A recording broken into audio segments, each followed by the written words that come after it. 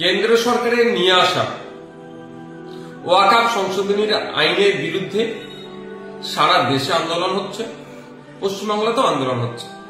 পশ্চিমবাংলায় আন্দোলন করতে গিয়ে দেখলাম দু একটি অপ্রীতিকর ঘটনা ঘটে গিয়েছে, যেটা কাঙ্ক্ষিত না, এটা মোটেও কাম্য নয়। আমার অনুরোধ সকলের কাছে যে শান্তিপূর্ণ আন্দোলন করুন। শান্তিপূর্ণ আন্দোলন এবং কোর্টের মামলা এই দুটোই এই অসাংবিধানিক কেন্দ্রীয় সরকারের নিয়ে আসা বিল প্রত্যাহার করতে পারে।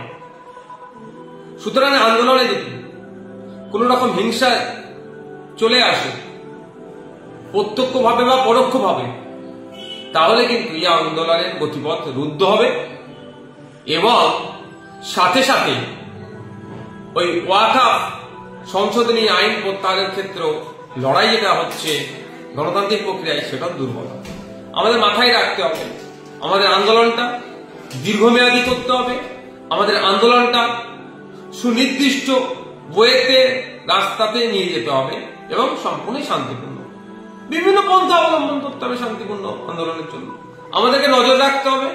অনেক ক্ষেত্রে দেখা গিয়েছে, বিগত দিনের অভিজ্ঞতা থেকে আমরা বলছি, সেই সিএনআরসি সময় থেকে আর এই মুর্শিদাবাদের ঘটনা পর্যন্ত, যে হয় কোনো ক্ষেত্রে মিছিলের মধ্যে ঢুকে আন্দোলনকারী সেজে আন্দোলনকে বিপদে পরিচালনা করার জন্য হিংসা ছড়ানোর চেষ্টা হয়েছে। সেইগুলোকে আমাদেরকে প্রতিহত করতে হবে ঠান্ডা মাথায়। সেগুলোকে যারা মিছিলের মধ্যে ঢুকে মিছিলকে বন্ধ করার চেষ্টা করছে, তাদের এই ঘটনাকে ভিডিওগ্রাফি করে পুলিশের হাতে তাদেরকে তুলে দেওয়া। দ্বিতীয়ত আর একটা প্ররোচনা চলে, সেটা হচ্ছে কি, মিছিল যাচ্ছে বা মিটিং হচ্ছে, দূর থেকে কোনো কমেন্ট পাস করা বা ইট ছুড়ে দেওয়া। এরপরে কি হয়, যারা মিছিলে আছেন স্বাভাবিক এটা হবে রিয়াক্ট করে, এই রিয়াক্ট থেকে হিংসা ছড়িয়ে দুই পক্ষের বচসা হবে, হিংসা ছড়িয়ে যাবে।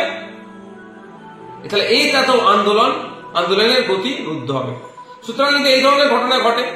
ধুলিয়ানে যে ঘটনা ঘটেছে শুনলাম, এই ধরনেরই ইট ছুড়াকে কেন্দ্র করে হয়েছে। এখন বিশাল ভাবে ফেলা হবে, মিডিয়া দেখাচ্ছেন অনেক রকম ভাবে, কিন্তু মানুষ তো ক্ষতিগ্রস্ত হয়ে যাচ্ছে। আমাদেরকে মাথায় রাখতে হবে। তো এই ধরনের ঘটনার যদি আমরা সম্মুখীন হই, যারা আন্দোলন করছেন, তাদের কাজ কি হবে, যে টোটাল মিছিল মিটিং বা যা হচ্ছেন আপনারা নির্দিষ্ট লোক রেখে ভিডিওগ্রাফি করুন। এই ধরনের ঘটনা হলে যে ভিডিওগ্রাফিতে আসবে, সেই ফুটেজটা নিয়ে ওখানে পুলিশ নিশ্চিতভাবে থাকবে, ইন্টিমেশন যে প্রোগ্রাম আপনারা করবেন, যে তাদের কাছে তুলে দেওয়া, যে বিরুদ্ধে আইনত ব্যবস্থা নিয়ে এবং তদারকি করা পুলিশ আইনত ব্যবস্থা নিচ্ছে কি নিচ্ছে না, এটা মাথায় রাখবে। আর একটা জিনিস বলছি, আমি হিন্দু মুসলিম উভয় সম্প্রদায়ের মানুষের কাছে বলছি, এই ওয়াকফের লড়াইটা কোনো ধর্মীয় লড়াই নয়। আমি মনে করি বা আমাদের পার্টি মনে করে এটা আর্থসামাজিক লড়াই একটা, এটা দেশে সংবিধানকে বাঁচানোর একটা লড়াই। এর সংবিধানের আজকে মৌলিক অধিকারের উপরে আঘাত দিচ্ছে বিজেপি সরকার। আগামী দিনে এই জমি হাঙর, এরা ভালো কিছু প্রপার্টি দেখেছে ওয়াকফের, সেগুলো এরা নিয়ে পুঁজিপতিদের হাতে তুলে দিতে চাইছে। আজকে ওয়াকফের নিয়েছে, গতকালকে জঙ্গলের অধিকার আদিবাসী ভাইদের কাছ থেকে নিয়েছে, আগামী দিন জৈন খ্রিস্টান থেকে শুরু করে দেবত্ব সম্পত্তির প্রাইম প্রপার্টি গুলো এরা নেবে না কেড়ে, এইরকম ভাবে এটা বলা মুশকিল। এটা জমি রক্ষার লড়াই হচ্ছে। সুতরাং এই লড়াইটা হিন্দু মুসলমানের লড়াই নয়। কেউ যদি এটা হিন্দু মুসলমানের লড়াই বানিয়ে দিতে চায়, হিন্দু মুসলমান নির্বিশেষে তাদেরকে এর বিরোধিতা করতে হবে। আমাদের মাথায় রাখতে হবে, আমাদের সামনে ডকুমেন্টস আছে, পার্লামেন্টের দুটো কক্ষে এই ওয়াকফ সংশোধনী আইনের বিরুদ্ধে যারা ভোট দিয়েছিলেন, যারা যে সমস্ত এমপিরা ভোট দিয়েছিলেন, সেই এমপি গুলোর মধ্যে হেভি অংশের এমপি অমুসলিম, পাঞ্জাবি থেকে শিখ সম্প্রদায়ের আছেন, খ্রিস্টান আছেন, মুসলমান আছেন, হিন্দু ভাইরা আছেন। সবাই মিলে ঐক্যবদ্ধ ভাবে এই বিল যাতে আটকানো যায়, সেই জন্য ডিবেট পার্লামেন্টে দুটো কক্ষে অংশগ্রহণ করেছিলেন, তথ্য ভিত্তিক বক্তব্য দিয়েছিলেন। ওই বক্তব্য আমরা অনেকে শেয়ার করেছি। এই পাঞ্জাবের এই শিখ সম্প্রদায়ের আপনার এমপি এত ভালো বক্তব্য দিয়েছেন, অমুক মহিলা এমপি এত ভালো বক্তব্য দিয়েছেন, অসমের এক এমপি এত ভালো বক্তব্য দিয়েছেন, আমরাই শেয়ার করেছি অনেকে। সুতরাং এটা একটা পরিষ্কার যে এই লড়াইটা বিজেপির নিয়ে আসা আইনের বিরুদ্ধে লড়াই। এই লড়াইটা না হিন্দুর বিপক্ষে না মুসলমানের বিপক্ষে এই ধরনের কোনো নয়। সুতরাং আমরা যারা এই লড়াই এই বিলের বিরোধিতা করছি, এই বিরোধিতা আমাদেরকে মাথায় রাখা দরকার।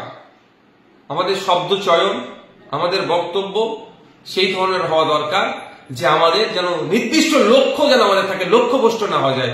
আমাদের লক্ষ্য হওয়া দরকার বিজেপি নিয়ে আসা এই বিলের বিরোধিতা করা।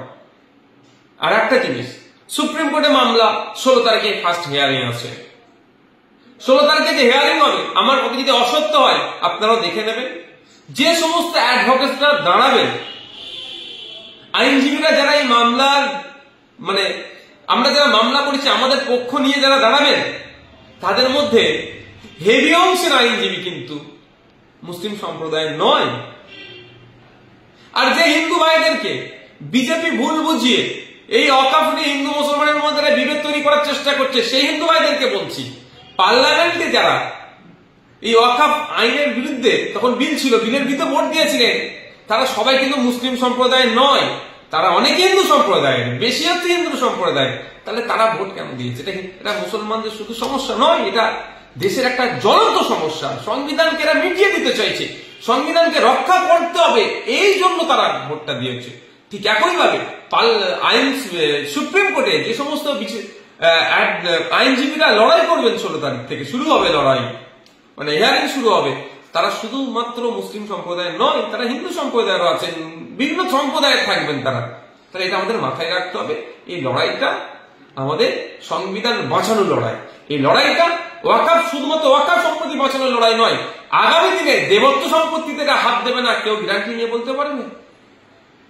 আগামী দিনে এরা শিখ সম্প্রদায়ের যে গুরুদুয়ারা থেকে শুরু করে যে সমস্ত প্রপার্টিজ গুলো আছে, রিলিজিয়াস এন্ডোমেন্টস গুলো আছে, সেগুলোতে হাত দেবে না কেউ দায়িত্ব নিয়ে বলতে পারবে। তো সুতরাং বৌদ্ধদের সম্পত্তিতে হাত দেবে না, খ্রিস্টানদের সম্পত্তিতে হাত দেবে না কেউ দায়িত্ব নিয়ে বলতে পারবে। তো সুতরাং এদের যে আগ্রাসী মনোভাব, জমি মাফিয়া, মানে জমি যে লুট করতে চাইছে